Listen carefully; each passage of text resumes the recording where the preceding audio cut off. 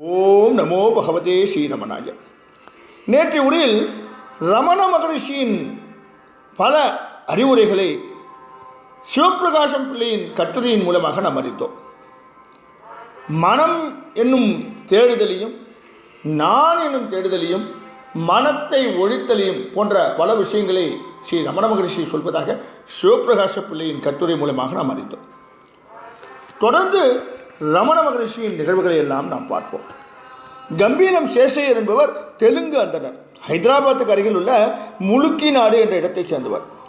அவருடைய முன்னோர்களான அக்கண்ணா மாடண்ணா ஆகியோர் சுல்தானிடம் மந்திரிகளாக இருந்தார்கள். அவர்களின் சேவையை பாராட்டி ஹைதராபாத் சுல்தான் அவர்களுக்கு கம்பீரம் என்ற பட்டத்தை கொடுத்தார். அந்த பரம்பரையில் வந்தவர் சேஷையர். அவர் ராமபக்தர், இடையராது ராமநாமம் சொல்பவர். விவேகானந்தரின் சொற்பொழிவுகளாலும் நூல்களாலும் கவரப்பட்டவர். விவேகானந்தர் சொன்னபடி ஹடயோகம் பயின்று அதில் ஈடுபட்டு வந்தார். ஸ்ரீ ரமணரால் கவரப்பட்டு அவரிடம் வந்து தன் ஆன்ம வேட்கையையும் தான் செய்து கொண்டிருந்த பிராணாயாமம் போன்ற விஷயங்களையும் அவரிடம் பரிமாறிக்கொண்டார். ஸ்ரீ ரமண மகரிஷி என்று பிற்பாடு அழைக்கப்பட்ட பாலசுவாமிக்கு கம்பீரம் சேஷையருடைய ஆர்வம் புரிந்தது. சேஷையர் தமிழர் அல்ல, அதனால் அவருக்கு கவிதை நடையில் சொல்லி வைத்தது புரியாது என்பதால் அவருக்கு தெளிவாக புரிவதற்காக உரை நடையில் சில விளக்கங்களை சொன்னார். அந்த விளக்கங்கள் கம்பீரம் சேஷையரால் எழுதப்பட்டு ஒன்றாக சேகரிக்கப்பட்டு பிறகு புத்தகமாக வெளிவந்தது. இதனால் பாலசுவாமியின் அற்புதமான பொருள் செறிந்த உரையாடல்கள் உலகத்தாருக்கு எளிதாக முழுமையாக கிடைத்தன. அறிவும் திறனும் கொண்ட ஞானியருக்கு அருகே உண்மையும் அன்பும் கொண்ட பக்தர்கள் ஒன்று சேர்ந்து விடுவார்கள். அவர்களால் ஞானியின் புகழ் நன்கு பிரகாசிக்கும். இந்த முயற்சிகள் தானாக ஏற்படும். பாலசுவாமியின் இந்த உரையாடல்கள் பிற்பாடு வந்த ஸ்ரீ ரமண பக்தர்களுக்கு பேருதவியாக இருந்தன. ஹடயோகத்தில் பல பிரிவுகள் இருக்கின்றன. ஒவ்வொரு இடமாக தாண்டி முன்னேற வேண்டிய நீதி இருக்கின்றது. ஹடயோகத்தின் உதவியால் தான் யார் என்பதை கண்டுகொள்ளலாம். கடவுள் என்ற விஷயத்தை மிக நெருக்கமாக நின்று ஆராய்ந்து முக்தி பெறலாம் என்று சொல்லியிருக்கின்றது. ஹடயோகம் பரதகண்டத்தின் பொக்கிஷம். சனாதன தர்மம் தோன்றிய காலத்திலிருந்து இந்த ஹடயோகம் பேசப்பட்டு வருகின்றது. ஹடயோகத்தில் 8 பிரிவுகள் இருக்கின்றன. இதை அஷ்டாங்க யோகம் என்று சொல்வதுண்டு. அவை என்ன பார்ப்போமா? முதலில் இயமம், நியமம் என்ற 2 விஷயங்கள். நல்ல நடத்தை, நல்ல குணங்கள், இவைதான் இயமம் நியமம்.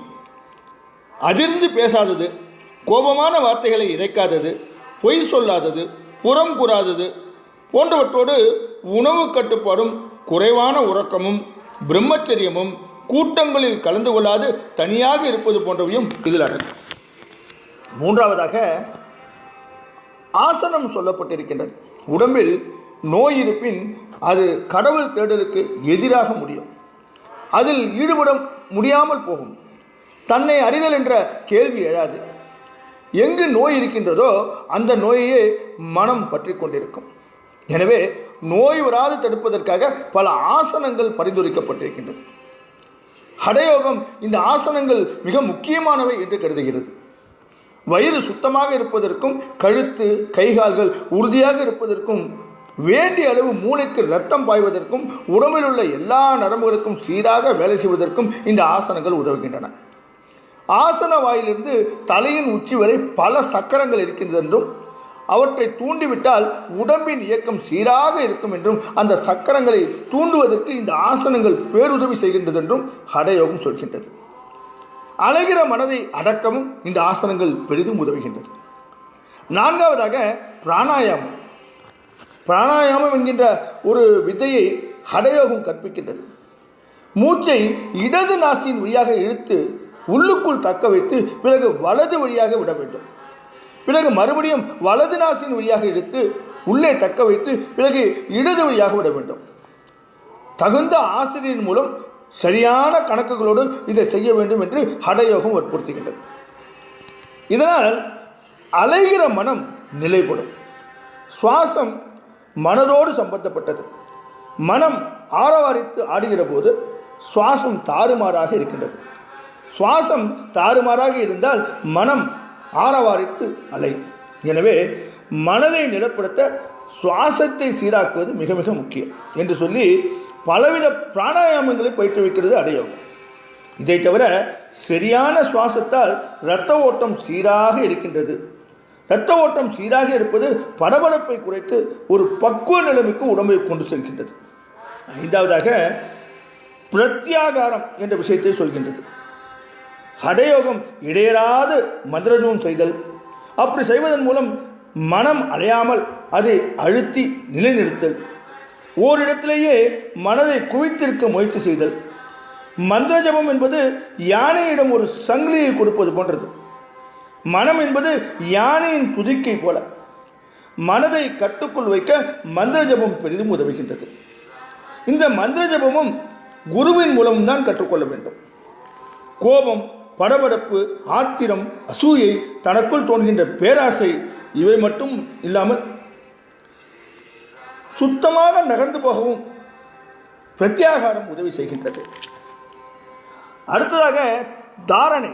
அலைகிற மனம் மெல்ல மெல்ல கட்டுக்குள் வரும். லேசான அலைச்சல்களோடு நடுக்கத்தோடு இருக்கும்.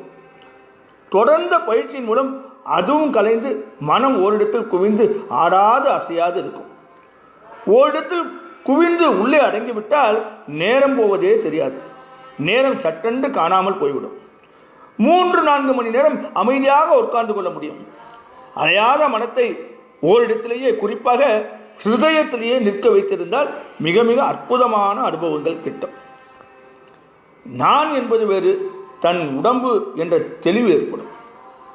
தன் உடம்பை தானே உற்று பார்க்கின்ற மகோன்னதம் கிடைக்கும்.